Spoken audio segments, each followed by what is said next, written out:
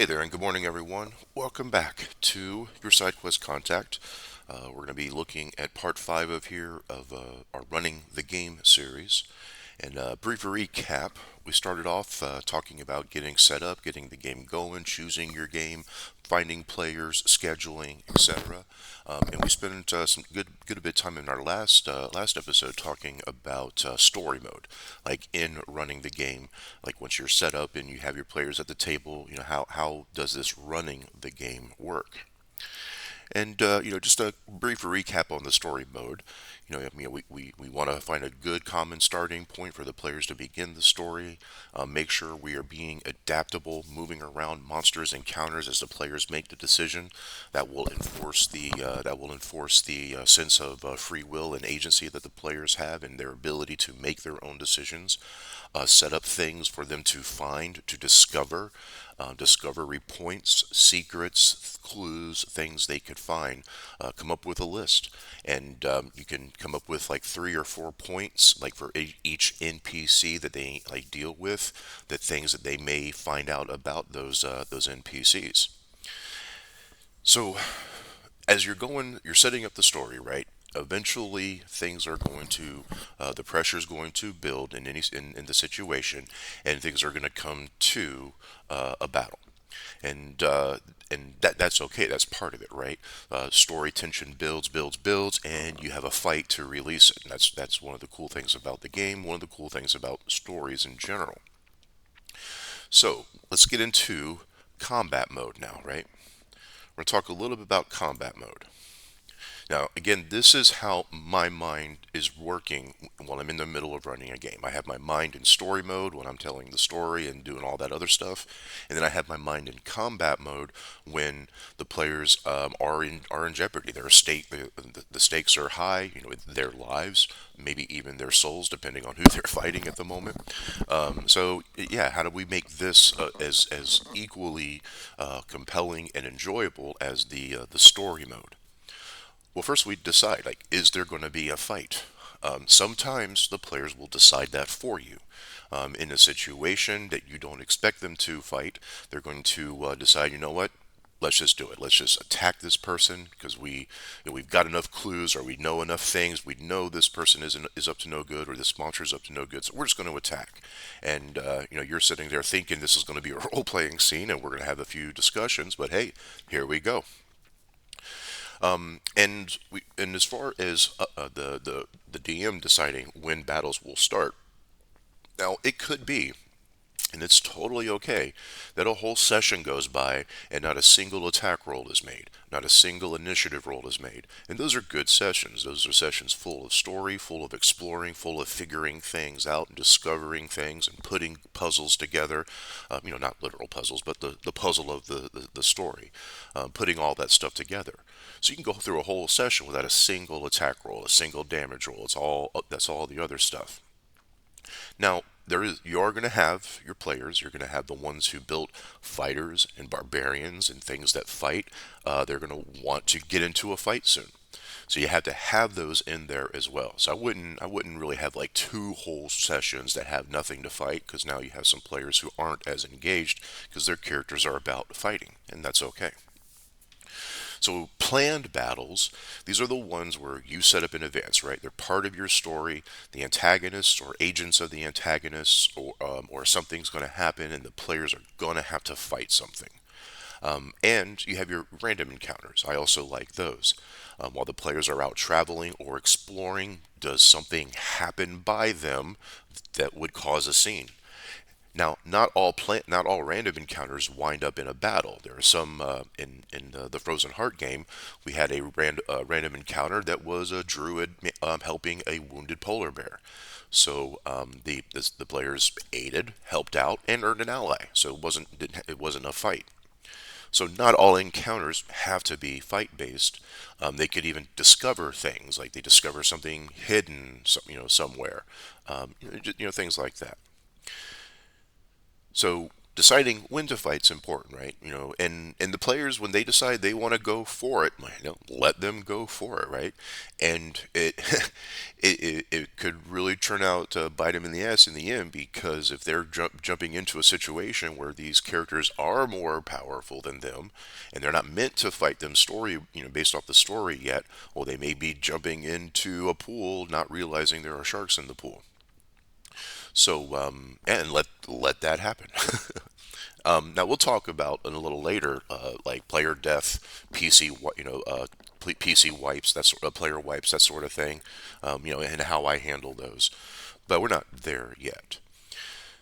So once we've committed to a fight, the players have attacked someone, or we have decided that this is a story-based plan battle, or it's a random encounter fight. Hey, a band of orcs are, you know, also in this area. They spot you, you spot them. Now we have a battle. So once that's committed, once we're committed to battle, so to speak, how do we make this fun, right? How do we make it engaging?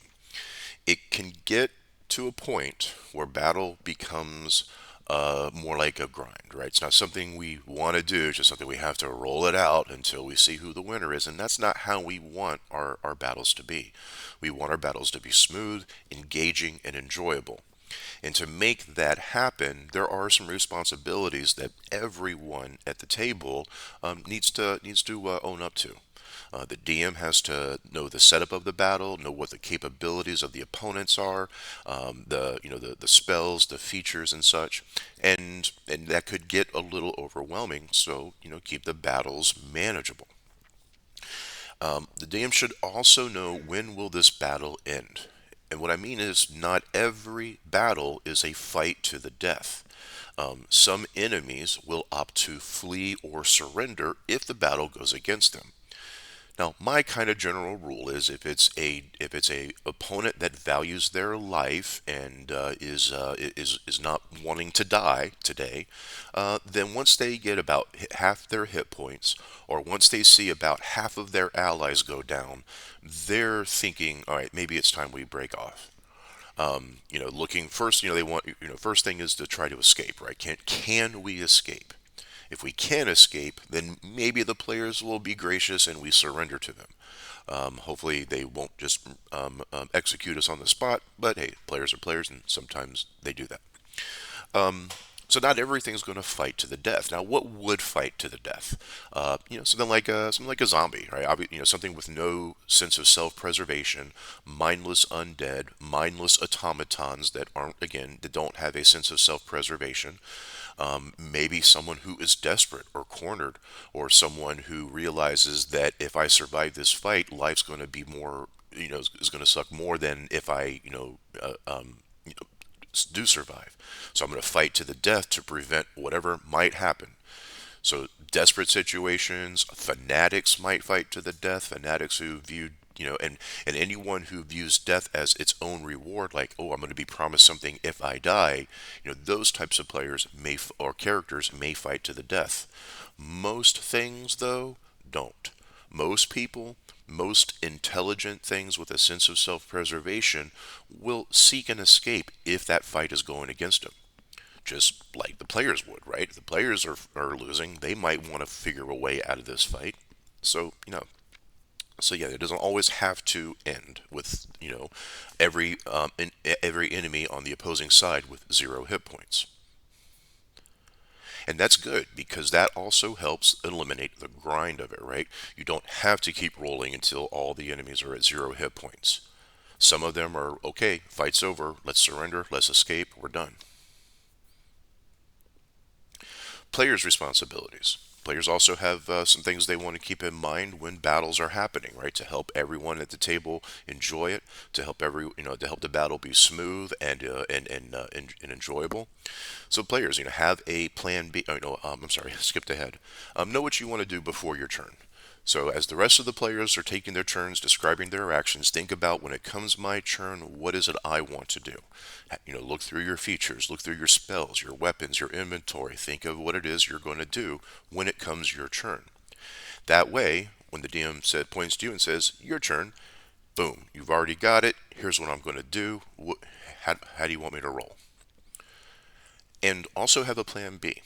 Because there may be times when, as the round is progressing, you're listening to the other players take their action and the results of those actions. That's the situation changes. Okay, what I originally wanted to do isn't going to be the best thing to do here. So what's my plan B? And that way, as the DM is or the DM is moving through the players, each player has their actions set up. This is what I want to do. The DM can call on what role is required. They make the rolls. They have their interactive descriptions, and then move on to the next player and just kind of move through that. Combat doesn't have to be a slow, unbearable grind just to get to the end.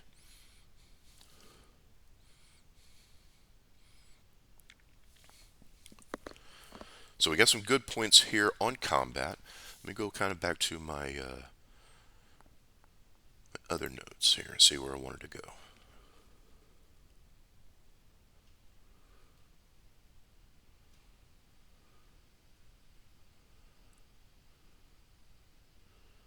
Okay, let's get into rules and refereeing. I'm just going to kind of take this,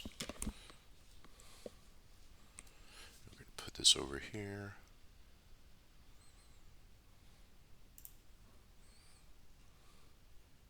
Because as the DM, you're the one making calls on what works, what doesn't work, and ideally, you're letting the dice guide you as you're making those calls. Um, and as a DM, we do want to know as many rules as possible, right? We want to know how the monsters, how the bad guys, how the antagonists are going to work, how the rules work, how the dice work. But I'm going to be honest. I don't know everything, nor do I profess to, nor do I expect a DM to. The beautiful thing about this hobby is anything we need to figure out is something we could probably look up. Now, in the middle of a fight, though, you do want to kind of maintain your, a minimum of how much time you spend looking up things. You may have to make some rulings on the fly, right? If there's a condition you're unsure of, like a condition of a player, if you're unsure of, how do we make a quick decision? And my instinct is just to go with whatever just seems most realistic, whatever makes the most sense at the time. And my kind of rule is, 30 to 45 seconds. If I need to find an answer and I can't find it in about 30 to 45 seconds, I'm just going to make a ruling on the fly, and we can find the correct rule later. But I don't want to slow down the battle, right? We don't want to stop the fight and spend time digging through resources, digging through books, trying to find an answer when just a quick ruling based off whatever makes the most sense at the time. Go with that. Again, if you can find it in like 30 to 45 seconds, so be it. Go for it. Now, what if you make such a ruling and a player says you're wrong? Or what if you take an action, an NPC or a monster takes an action, and then a player says, I don't think they can do that. That's okay. That's okay, right? No big deal. All right. Listen to the player's case, right? Listen to what the player is saying. Double check your rules, because this might be a time where you do want to slow down a minute. Because if you and the player aren't in agreement on what can happen, then if you just progress with that disagreement, then they're going to feel ignored, right? They're going to feel like my input is not important. So listen to the input, and at this point, maybe we do slow down to find a good answer. Now, if they say you're wrong, and you are wrong, then you have two ways to go about it, right? Really depends for me. It really depends on what I'm trying to accomplish with the story, but I always lean on the player side in these instances where I'm wrong, right? So if a player says, "I don't think your monster can do that. These rules say this." I'm gonna take a quick double check, and most of the time I'm going to be like, yeah, you're right. Okay, thanks for pointing that out." And yeah, thank them for pointing that out. There's no need to get defensive or argumentative. Listen to the case. If it makes sense, thank them for pointing that out and make the adjustment. Now, there could be things that are happening that the player doesn't know about. Like, for example, they tell you, oh, the monster can't do that because of these rules, but there's a story related reason, a hidden reason why the monster can do that. And then just let them know that, hey, something that you don't know about is happening that allows them to do this thing. You don't know about the reason why, but this is why. I'm not going to get into it because it's story, but this is why this monster can do this thing that you're telling me they can't do. And that's cool. Leave it at that. Usually they're okay with that. Oh, okay, there's something happening that's making this thing possible that I originally thought was against the rules. So yeah, let that, listen to player feedback. If they're challenging you on rules, if they're challenging you on something, yeah, listen to that. But don't be afraid to say, if when you're wrong, you're right. Let me fix that. Or there's a story related reason why this thing is happening that I'm not going to get into. Just trust me, you may find out later.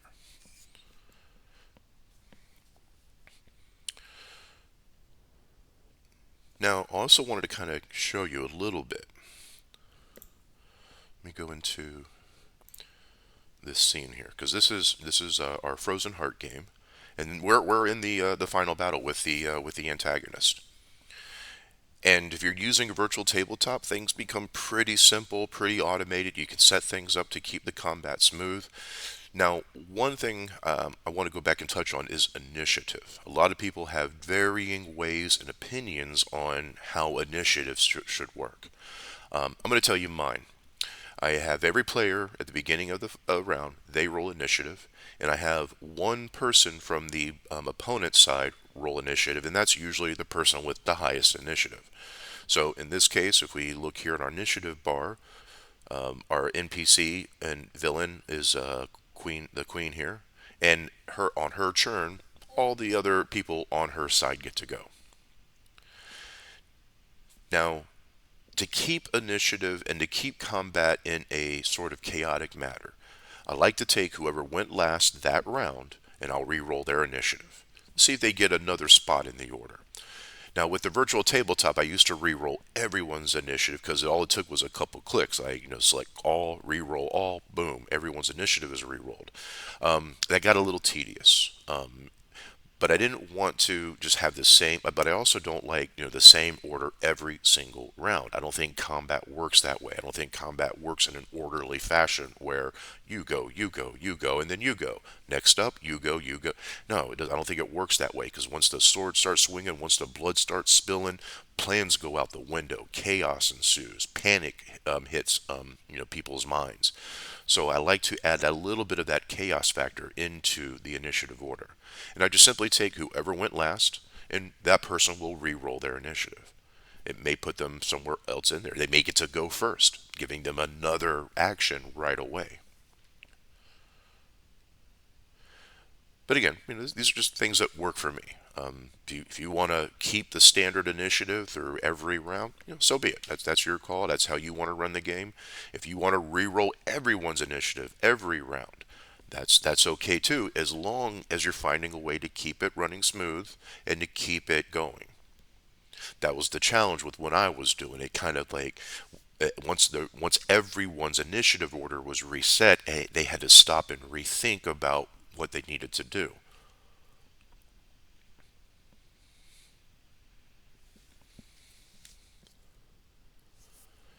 All right, so I think we covered some good ground here. Let me kind of just add. Let's see. Talked about when to fight, when to end the fight, when making calls, rules and refereeing. Talked a little about initiative. I do group initiative for the opponents, the enemies.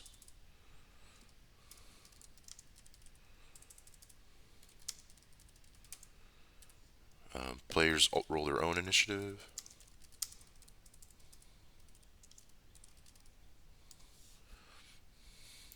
And the enemies all go as a group.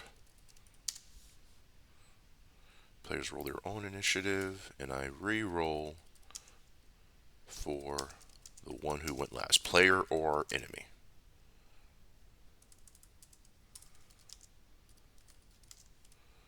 Player or enemy.